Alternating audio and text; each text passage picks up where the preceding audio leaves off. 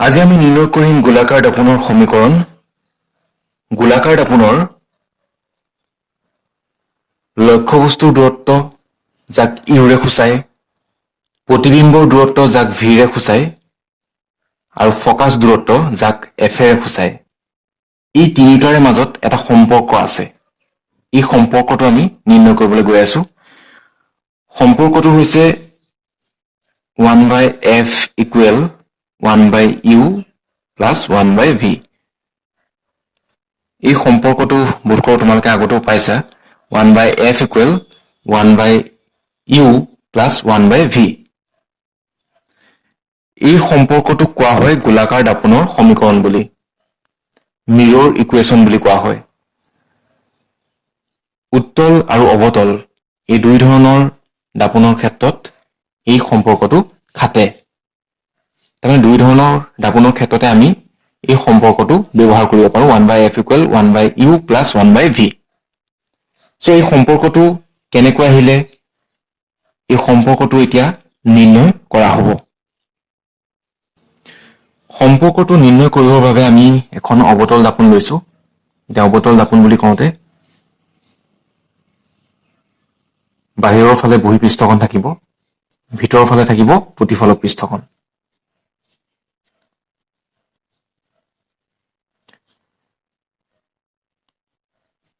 গোলাকাৰ পৃষ্ঠৰ মধ্যবিন্দুটোক কোৱা হয় দাপোনৰ মেৰু বুলি। মেৰুক পিৰে সূচায়।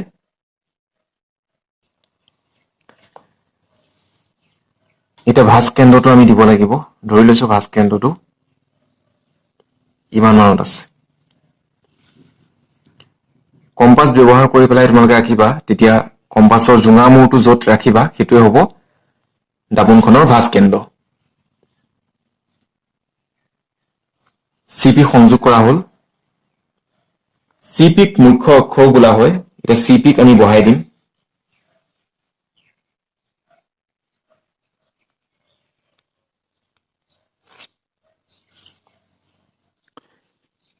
এতিয়া এই সম্পৰ্কটো নিৰ্ণয় কৰিবলৈ আমাক কি লাগিব? লক্ষ্যবস্তু লাগিব। যিহেতু ইয়াত কি আছে, লক্ষ্যবস্তুৰ দূৰত্ব আছে, প্ৰতিনিবৰ দূৰত্বৰ কথা আছে, গতিকে আমাক লক্ষ্যবস্তু এটা লাগিব। গতিকে আমি দাপোনখনৰ সন্মুখত এটা লক্ষ্যবস্তু ৰাখিছোঁ।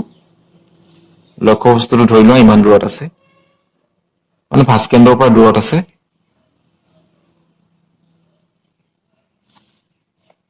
AB এটা লক্ষ্যবস্তু ৰখা হৈছে দাপোনৰ সন্মুখত।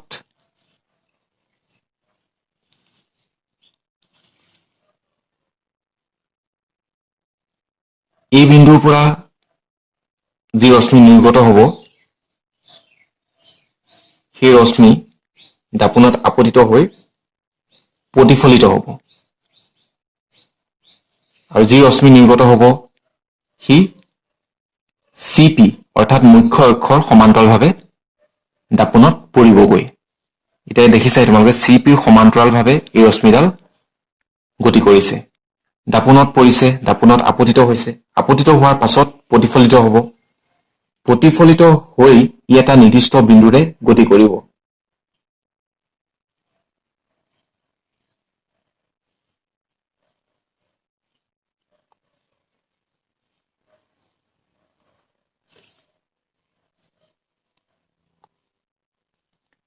সেই নিৰ্দিষ্ট বিন্দুটোক F মুখ্য ফকাছ বোলা হয়।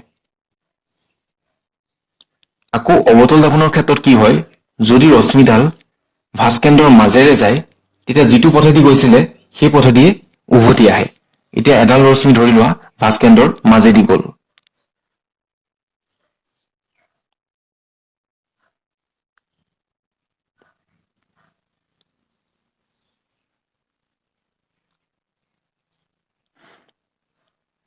যিটো পথেৰে যাব সেই পথেৰেই উভতি আহিব। গতিকে এই ৰশ্মিডাল, যিডাল ৰশ্মি ভাঁজকেন্দ্ৰৰ মাজেৰে গৈছে, সেই ৰশ্মিডাল ভাঁজকেন্দ্ৰৰ মাজেৰে গৈ দাপোনত আপতিত হ'ল। প্ৰতিফলিত হোৱাৰ পাছত পুনৰ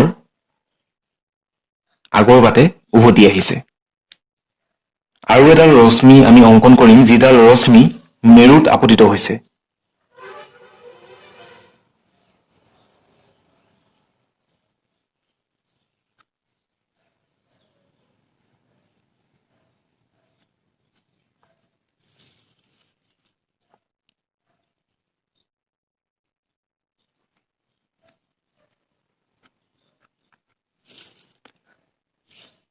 এডাল ৰশ্মি মেৰুত আপতিত হৈছে, আপতিত হোৱাৰ পাছত এইটো দিশত প্ৰতিফলিত হৈছে।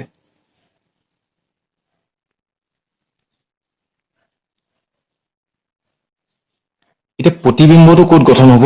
প্ৰতিবিম্বটো সেই অংশত গঠন হ'ব য'ত ৰশ্মিবিলাকে কটাকটি কৰিছে। তাৰমানে প্ৰতিফলন হোৱাৰ পাছত প্ৰতিফলিত ৰশ্মিবিলাকে ক'ত কটাকটি কৰিছে? এডাল এডাল প্ৰতিফলিত ৰশ্মি এই বিন্দুত কটাকটি কৰিছে, আৰু এইডালেও এই বিন্দুত কটাকটি কৰিছে, আৰু এডাল ৰশ্মি পিত আপতিত হৈ পেলাই প্ৰতিফলিত হৈছে, এই বিন্দুটোত কটাকটি কৰিছে। গতিকে যিটো বিন্দুত তিনিওডাল ৰশ্মিয়ে উমৈহতীয়াকৈ কটাকটি কৰিছে বা উমৈহতীয়াকৈ চুই গৈছে বা লগ লাগিছেহি, সেই বিন্দুত মুখ্য অক্ষৰ পৰা এটা প্ৰতিবিম্ব গঠন হ'ব। এটা প্ৰতিবিম্ব গঠন হ'ব, সেই প্ৰতিবিম্বটোক আমি A' B' এৰে চিহ্নিত কৰিছো।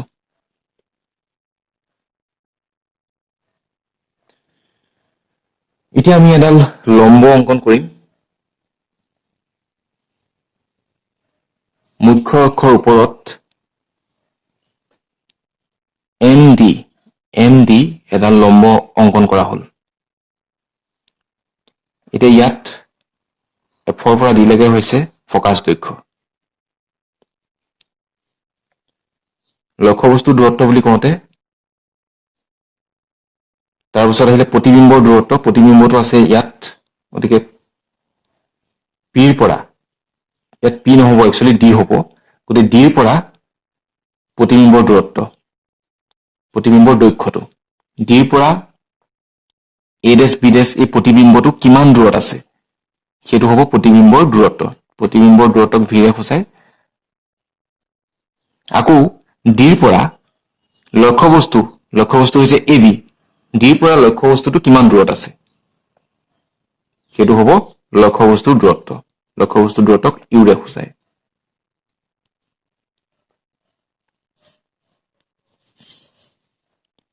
ইয়াত আমি P বিন্দুটো লোৱা নাই, লৈছো D বিন্দুটো, কাৰণ আমি ত্ৰিভুজ বিবেচনা কৰিব লাগিব। ত্ৰিভুজ বিবেচনা কৰিহে আমি এই সম্পৰ্কটো উলিয়াব পাৰিম। সেইকাৰণে P বিন্দুটোৰ সলনি P'ৰ ওচৰৰ এটা বিন্দু D লোৱা হৈছে। তাৰমানে আমি MD অংকন কৰি লৈছো।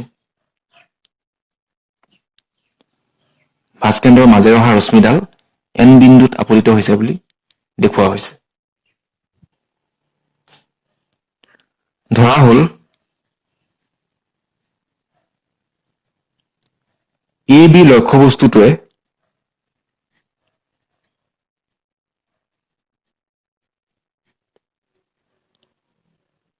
প্ৰতিফলনৰ পিছত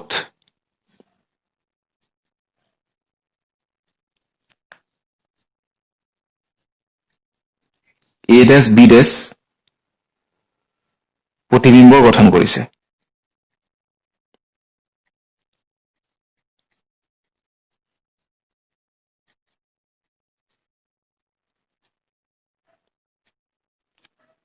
ইয়াত লক্ষ্যবস্তুৰ দূৰত্ব কোনখিনি হ'ব? লক্ষ্যবস্তুৰ দূৰত্ব, এতিয়া লক্ষ্যবস্তুৰ দূৰত্ব বুলি কওঁতে আমি ক'ৰ পৰা গণনা কৰিম? D বিন্দুটো P'ৰ ঠিক ওচৰতে আছে, গতিকে আমি ইয়াত যদি এনেকৈও লওঁ যে BP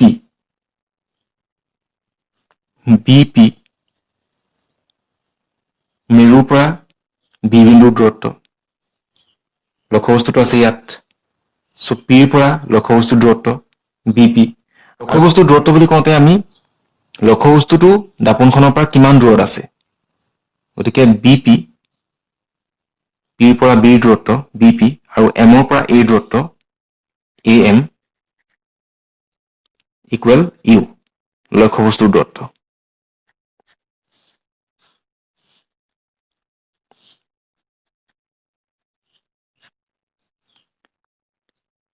আকৌ প্ৰতিবিম্বৰ দূৰত্ব বুলি ক'লে প্ৰতিবিম্বটো দাপোনখনৰ পৰা কিমান দূৰত গঠন হৈছে? P'ৰ পৰা কিমান দূৰত আছে?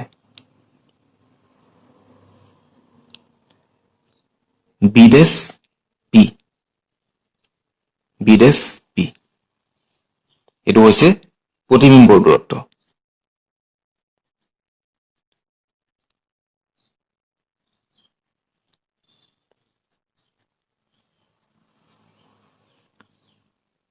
তাৰপিছত আহিলে ফকাছ দৈৰ্ঘ্য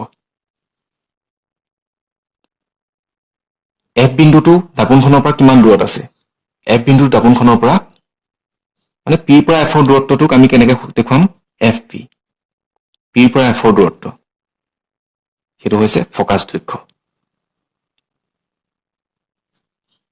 বা ফকাছ দূৰত্ব বুলিও কোৱা হয়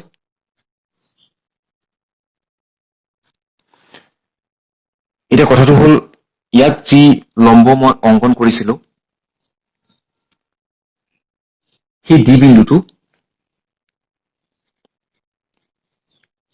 এম ডি লম্ব অংকন কৰা হৈছে ডি বিন্দুটো পিৰ নিচেই ওচৰত আছে বুলি ধৰা হৈছে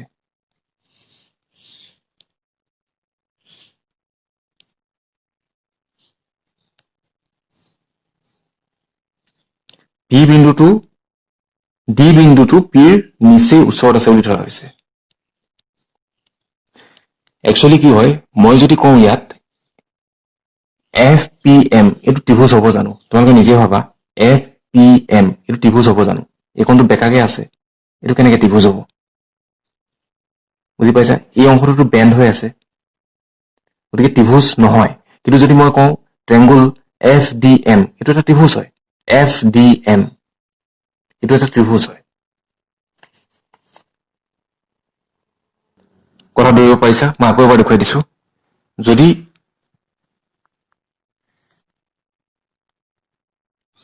এনেকৈ কোৱা হয়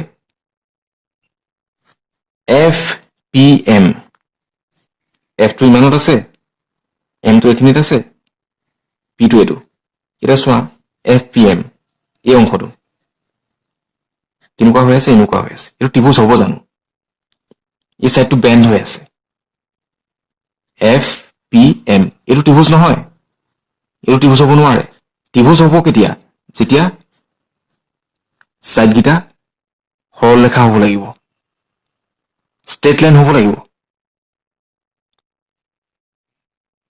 গতিকে ইয়াত সেইকাৰণে এম ডি লম্বডাল আঁকি দেখুওৱা হৈছে আৰু লম্বডাল আঁকি পেলাই এইটো কথা কোৱা হৈছে পি বিন্দুটো আৰু লম্বডাল আঁকি কোৱা হৈছে যে পি বিন্দুটো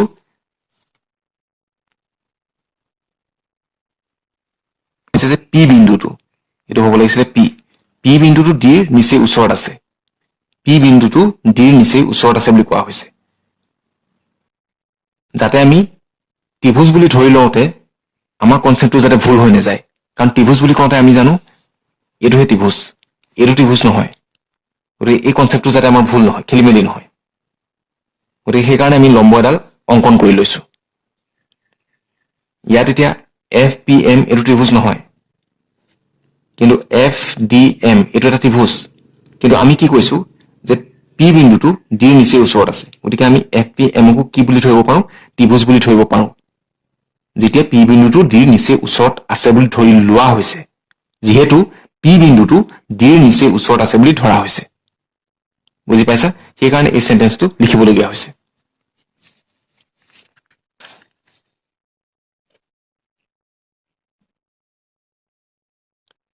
এতিয়া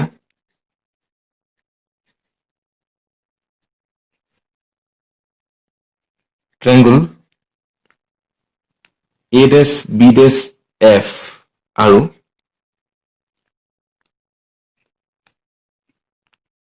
ট্ৰায়াঙ্গল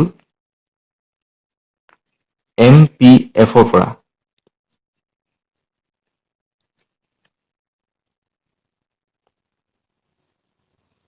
বি ডেছ এ ডেছ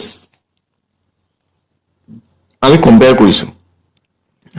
কৰিছোঁ দুটা ট্ৰায়াঙ্গল এটা হৈছে এ ডেছ বি ডেছ এফ এই ট্ৰায়াঙ্গলটো এ ডেছ বি ডেছ এফ এই ট্ৰায়াঙ্গলটো আৰু আনটো ট্ৰায়াঙ্গল হৈছে MPF এই ট্ৰায়াংগলটো, এই দুটা ট্ৰায়াংগল আমি কম্পেয়াৰ কৰিছো। আৰু দুইটা ট্ৰায়াংগল কি হয়? সদিশ। ত্ৰিভুজ A', B', F আৰু ত্ৰিভুজ MPF, এই দুইটা ত্ৰিভুজ হৈছে সদিশ ত্ৰিভুজ। দুইটা ত্ৰিভুজ হৈছে সমকোণী ত্ৰিভুজ। A', B', F আৰু MPF। আৰু এই কণ্ডিশ্যনটো যিহেতু আমি ধৰি লৈছো, কৈছোৱে যে P বিন্দুটো একচুৱেলি ইয়াত ত্ৰিভুজটো হ'ব লাগিছিলে MDF, কিন্তু যিহেতু এই কথাটো মই লিখি লৈছো এই সেন্টেন্সটো, গতিকে MPF আমি ল'ব পাৰো ত্ৰিভুজ হিচাপে। গতিকে এই দুইটা ত্ৰিভুজ সমকোণী ত্ৰিভুজ, লগতে ইহঁত দুটা সদিশ ত্ৰিভুজ। সদিশ ত্ৰিভুজৰ আমি সাইডবিলাক কম্পেয়াৰ কৰিব পাৰো। গতিকে B', A' লগত আমি কি কম্পেয়াৰ কৰিব লাগিব? MP। কথা গম পাইছা? B', A' লগত আমি এই অংশটো কম্পেয়াৰ কৰিব লাগিব। তাৰমানে এই ত্ৰিভুজটোৰ লগত এইটো ত্ৰিভুজৰ কোনটো অংশ মিলিব? এই সাইডটোৰ লগত এইটো সাইড। গতিকে A', B' লগত MP ইকুৱেল B', F এই সাইডটোৰ লগত, তাৰমানে এই সাইডটোৰ লগত, এই সাইডটোৰ লগত কোনটো সাইড মিলিব? FP, এই সাইডটো। B', F লগত FP তুলনা কৰিব পাৰি।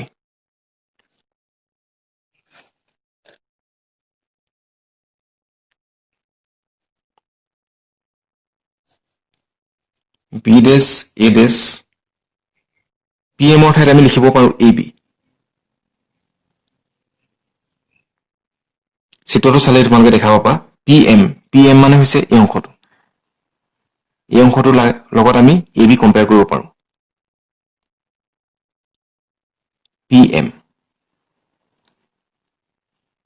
PMৰ লগত PM এই অংশটোৰ লগত আমি AB তুলনা কৰিব পাৰো। গতিকে PMৰ ঠাইত আমি লিখিছো AB। বাকীখিনি একে থাকিব, B', FP। এইটো ইকুৱেশ্যন 1 দিয়া হ'ল। আৰু লিখি থবা, যিহেতু PM ইকুৱেল AB।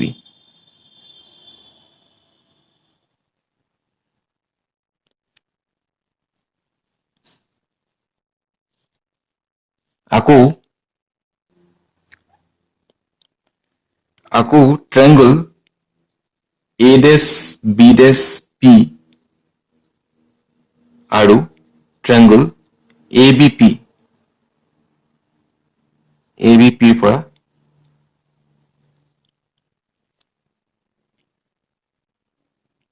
এংগল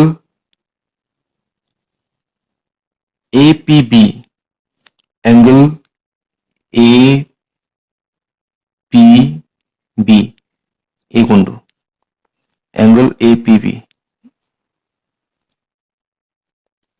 তাৰমানে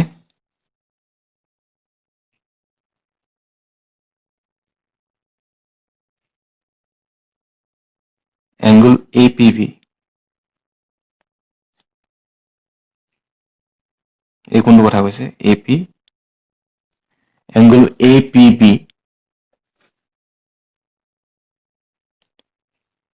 ইকুৱেল এংগল A', B',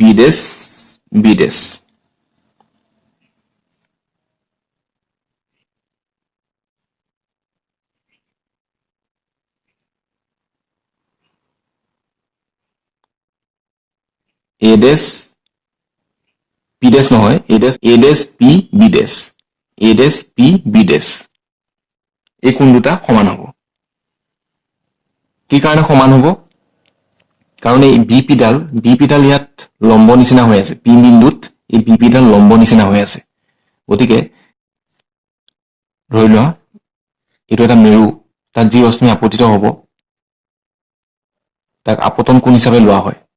আপতিত ৰশ্মিয়ে মুখ্য অক্ষৰ সৈতে কৰা কোণক আপতন কোণ হিচাপে লোৱা হয়। আৰু এইফালে যি কোণ কৰি পেলাই সি প্ৰতিফলিত হ'ব তাক প্ৰতিফলন কোণ হিচাপে বিবেচনা কৰা হয়। গতিকে ইয়াত কি হ'ব?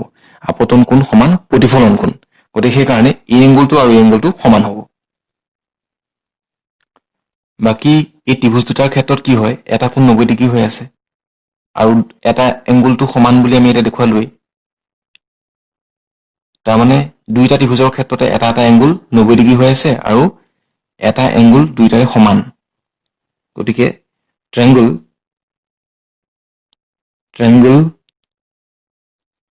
A dash B dash P ট্ৰায়াঙ্গল ABP হৈতে সৰ্বসম গতিকে এই ত্ৰিভুজ দুটা হ'ব সদিশ ত্ৰিভুজ ট্ৰায়াঙ্গল A dash B dash P আৰু ট্ৰায়াঙ্গল ABP এই দুটা ত্ৰিভুজ হ'ব সদিশ ত্ৰিভুজ এটা সদিশ ত্ৰিভুজ হলে সদিশ ত্ৰিভুজৰ ক্ষেত্ৰত আমি পাইছিলো কিছুমান উপপাদ্য যেনেকৈ সাইড তিনিটা সাইড সমান হ'ব পাৰে এতিয়া ইয়াত যদি আমি সাইডবিলাক কম্পেয়াৰ কৰোঁ এতিয়া A dash B dashৰ লগত যদি আমি AB কম্পেয়াৰ কৰোঁ এই ত্ৰিভুজ দুটাৰ ক্ষেত্ৰত লোৱা হৈছে এই মন কৰিবা এই দুটা ত্ৰিভুজৰ ক্ষেত্ৰত আমি সাইডবিলাক যদি কম্পেয়াৰ কৰোঁ AB লগত আমি কম্পেয়াৰ কৰিছো A dash B dash B dash by AB equal কাৰ সৈতে সমান হ'ব B dash P ৰ লগত কোনটো আমি কম্পেয়াৰ কৰিব পাৰিম BP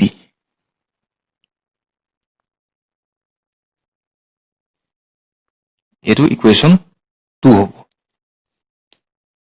এটা ইকুৱেশ্যন 1 and 2 পৰা 1 and 2 পৰা আমি লিখিব পাৰো B dash F by FP equal B dash P by BP equation 1 ত আমি পাইছিলো A dash B dash by AV equal B dash F by FP এটো আছিল ইকুৱেশ্যন 1 আৰু ইকুৱেশ্যন 2 ত আমি পাইছিলো A dash B dash by AV B dash P BP so 1 আৰু 2 equation দুটা চালে তোমালোকে দেখিবা যে লেফট সাইডটো দুইটা ইকুৱেশ্যনৰ ক্ষেত্ৰত সমান গতিকে আমি কি লিখিব পাৰো ৰাইট সাইড দুটা সমান বুলি আমি লিখিব পাৰো গতিকে B dash F by FP equal B dash P by BP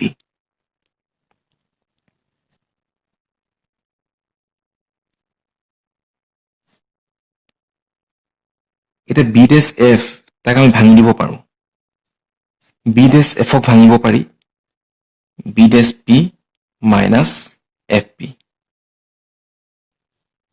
এফালে থাকিব B dash P by BP এতিয়া চিত্ৰটো চালে তোমালোকে দেখিবা এটা চিত্ৰৰ পৰা B dash F এই অংশটো আমি কেনেকৈ পাব পাৰো B dash P minus FP B dash P minus FP B dash P পৰা এই FP অংশটো মাইনাস কৰি দিলে আমি কি পাম B dash F গতিকে B dash F পাবৰ কাৰণে আমি কি কৰিলো B dash P ৰ পৰা FP টো মাইনাস কৰি দিলো আকৌ দাপোনৰ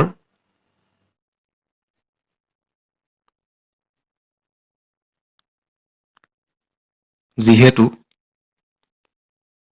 মেৰু অৰ্থাৎ P ৰ পৰা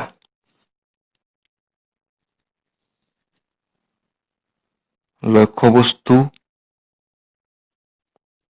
AB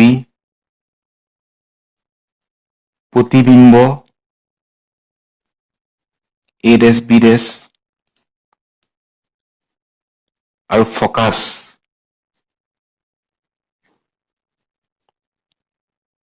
F আপতিত ৰশ্মিৰ বিপৰীত দিশে আছে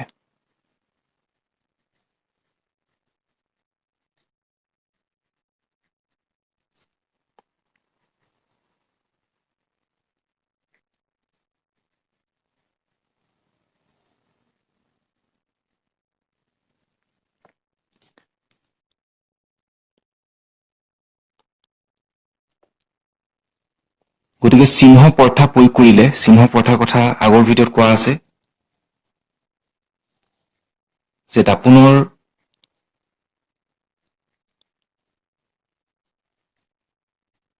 সন্মুখত যদি লক্ষ্যবস্তু থাকে তে লক্ষ্যবস্তুৰ কাৰণে লক্ষ্যবস্তুৰ দূৰত্ব কি হয় মাইনাছত হয় আমি লৈছিলো বি ডেছ পি সো বি ডেছ পি হ'ব মাইনাছ ভি কি কাৰণে মাইনাছ ভি হ'ল কাৰণ আমি জোখমাখবিলাক মেৰুৰ পৰা কৰোঁ তোমালোকে চিত্ৰটো চালে আকৌ দেখিবা লক্ষ্যবস্তু বি পি দাপোনৰ সন্মুখত আছে গতিকে বি পি কি হ'ব মাইনাছ ইউ হ'ব কথাটো গম পাইছে বি পি হ'ব মাইনাছ ইউ আৰু এফ পি কি হ'ব এফ পি ফকাছ দৈৰ্ঘ্যটো আমি ক'ৰ পৰা জুখিম মেৰুৰ পৰা জুখিম গতিকে মেৰুৰ পৰা জুখিলে আমি বাওঁফালে আহিছোঁ বাওঁফালে আহিলে কি হ'ব মাইনাছ আপতিত ৰশ্মিৰ বিপৰীত দিশ নহয় জানো আপতিত ৰশ্মি এইটো দিশত গৈছে আমি এইটো দিশতহে জোখমাখবিলাক কৰিম ইয়াত 0 1 2 3 গতিকে মাইনাছত আহিব -1 -2 -3 -4 গম পাইছা গতিকে আমি বাওঁফালে জুখিলে সদায় মাইনাছ হ'ব জোখমাখবিলাক আমি ইয়াৰ পৰা কৰিম ইয়াত 0 থাকিব এইফালে আহিলে -1 -2 এনেকৈ আহি থাকিব গতিকে ইয়াত 0 হৈ আছে -1 -2 -3 তেনেকুৱা এনেধৰণে জোখমাখবিলাক কৰা হয় গতিকে লক্ষ্যবস্তুৰ দূৰত্ব মাইনাছত আহিব প্ৰতিবিম্বৰ দূৰত্ব মাইনাছত আহিব ফকাছ দৈৰ্ঘ্য মাইনাছত আহিব যিহেতু দাপোনৰ সন্মুখত আছে বস্তুবিলাক দাপোনৰ সন্মুখত থাকিলে মাইনাছ চিন আহিব ঠিক আছে সেইটো কথা মনত ৰাখিবা গতিকে লক্ষ্যবস্তুৰ দূৰত্ব ইয়াত বি পি আছিলে প্ৰতিবিম্বৰ দূৰত্ব বি ডেছ পি আৰু ফকাছ দৈৰ্ঘ্য এফ পি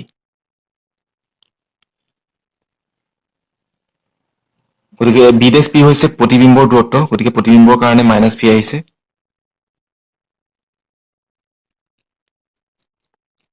এফ পি হৈছে ফকাছ দৈৰ্ঘ্য গতিকে মাইনাছ এফ আৰু বি পি কি হ'ব বি পি হৈছে লক্ষ্যবস্তুৰ দূৰত্ব মাইনাছ ইউ এতেকে আমি যদি এইটো ইকুৱেশ্যন 3 হিচাপে লওঁ 3 পৰা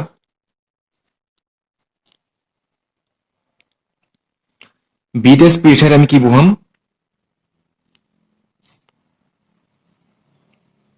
মাইনাছ ভি মাইনাছ এফ পিৰ ঠাইত আমি কি বহাম মাইনাছ এফ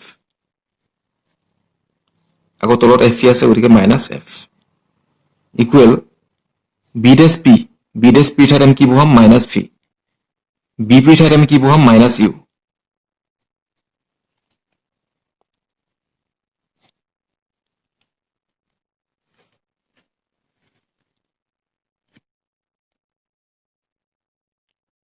মাইনাছ ভি মাইনাছে প্লাছ এফ মাইনাছ এফ এফালে হ'ব ভি বাই ইউ মাইনাছ এটাই যদি আমি পূৰণ কৰি দিওঁ ওপৰে তলে কি হ'ব ভি মাইনাছ এফ হ'ব আৰু তলৰ মাইনাছটো কি হ'ব প্লাছ হৈ যাব কথা গম পাইছা -1 পূৰণ কৰি দিলে হ'ল এই ছাইডটো ওপৰে তলে -1 পূৰণ কৰি দিলে হ'ল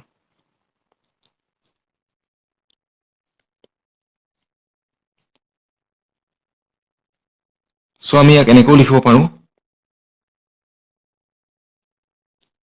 ভি বাই এফ মাইনাছ এফ বাই এফ মানে কি 1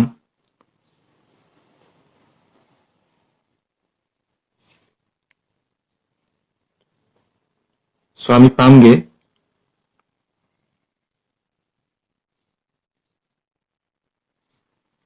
ভি বাই এফ ইকুৱেল 1 প্লাছ ভি বাই ইউ এতিয়া 1 বাই ভিৰে পূৰণ কৰিলে দুইফালে 1 বাই ভিৰে পূৰণ কৰিলে আমি পামগে কি 1 বাই এফ ইকুৱেল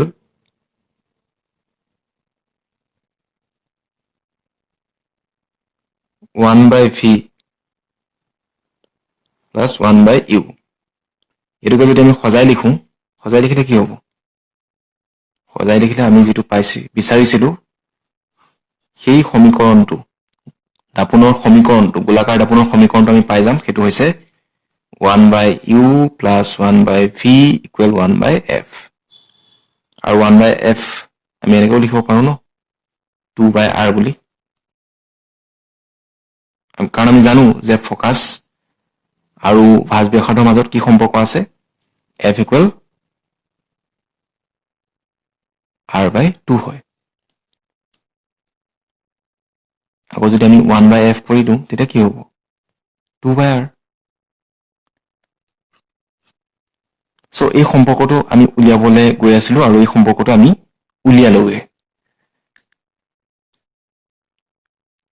এটোই হৈছে গোলাকাৰ দাপোনৰ সমীকৰণ পৰীক্ষাত আহি থাকে উলিয়াবলৈ গোলাকাৰ দাপোনৰ সমীকৰণটো প্ৰতিষ্ঠা কৰা উলিয়াই দেখুৱা এতিয়া এইখিনি কৰিব যাওঁতে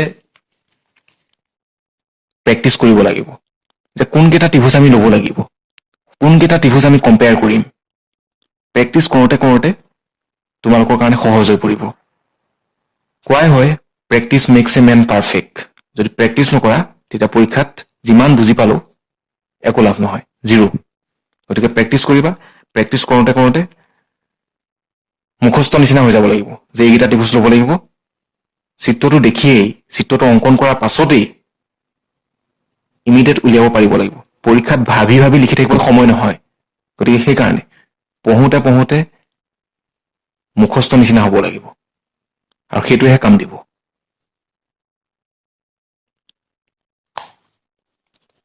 পৰীক্ষাত কোৱেশ্চন আহিব পাৰে অৱতল দাপোনৰ সৎ আৰু অসৎ আৰু উত্তল দাপোনৰ বাবে দাপোনৰ সমীকৰণ 1/u plus 1/v equal 1/f প্ৰতিষ্ঠা কৰা কোৱেশ্চনটো এনেকৈ আহিব পাৰে ইয়াত দীঘলীয়াকৈ লিখি থোৱা আছে ইয়াৰ পৰা কোনোবা এটা অংশ দি পেলাই কোৱেশ্চনটো খুদিব পাৰে বা দাপোনৰ সমীকৰণটো প্ৰতিষ্ঠা কৰা বুলিও দিব পাৰে কোৱেশ্চনটো কেনেকৈ আহিব এইটো কোনো ক'ব নোৱাৰে নহলে এনেকৈও দিব পাৰে যে অৱতল দাপোনৰ সৎ প্ৰতিবিম্ব গঠনৰ বাবে যে অৱতল দাপোনৰ বাবে 1/ দাপোনৰ সমীকৰণটো প্ৰতিষ্ঠা কৰা বা উত্তল দাপোনৰ কাৰণে দাপোনৰ সমীকৰণটো প্ৰতিষ্ঠা কৰা এটা অৱতল বুলি কওঁতে অৱতল দাপোনখন আঁকিব লাগিব উত্তল বুলি কওঁতে উত্তল দাপোন আঁকিব লাগিব এতিয়া মই ইয়াত অৱতল দাপোনখন আঁকি পেলাই দেখুৱাইছিলো আৰু উত্তল দাপোন হলো একেধৰণে কৰিব লাগিব বেলেগ নহয়